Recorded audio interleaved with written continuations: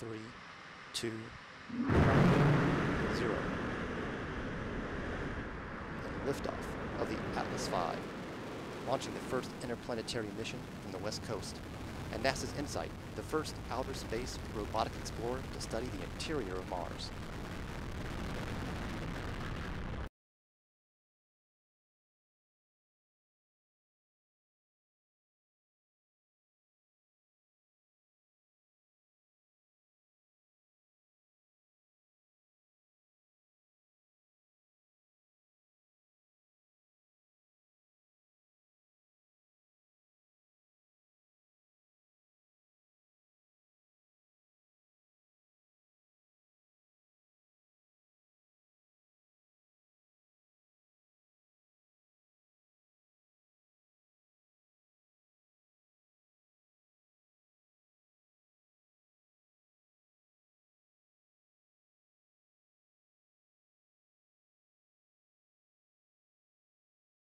And then once we've entered the atmosphere, the drag in the atmosphere slows us down, heats us up, and the heat shield protects us during that time.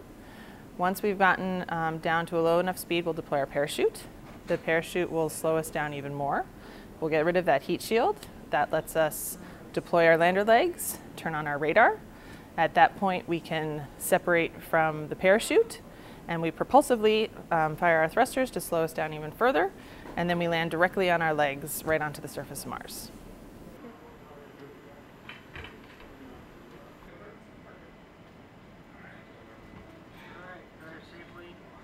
InSight is the first mission that's going to study the deep interior of Mars. So what we've done in the past is send rovers and landers that really explore the geology of Mars, the chemistry of the surface, what kind of rocks are there. We're going to explore the deep interior and try to understand how active are the quakes on Mars. We call them Mars quakes, not earthquakes. And then we're also sending a probe that's going to drill into Mars about 10 to 15 feet.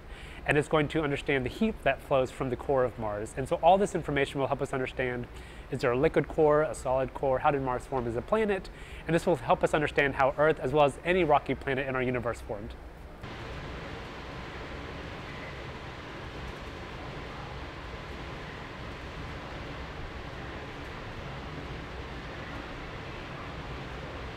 So I'm what you call a systems engineer. So I think big picture. There's a lot of experts that are really into one specific part of the spacecraft.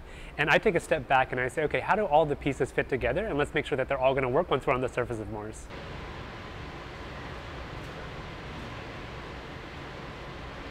Once the spacecraft lands, that's when a lot of us who have been working what we call the surface mission take over.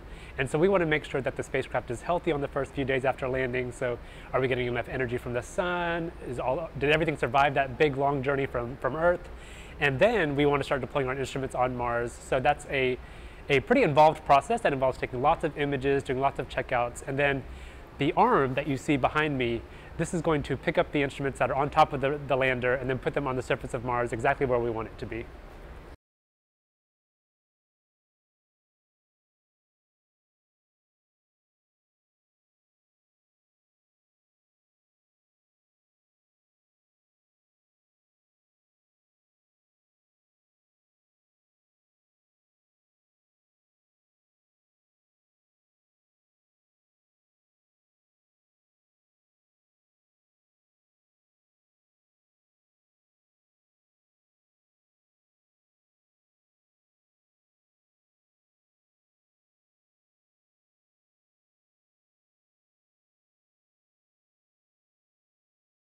That's perfect. Don't change a thing. Okay. One of the engineers had this interesting idea that we should shave on the day we launch and not shave again until we land on Mars. I, some reason, accepted that offer, and so there's a few of us that we shaved on the day we launched, haven't really shaved since then, and this is the result of that. I am excited about landing day for another reason, because then I can shave, and my wife will be very excited too. Power is nominal. Spacecraft battery is fully charged.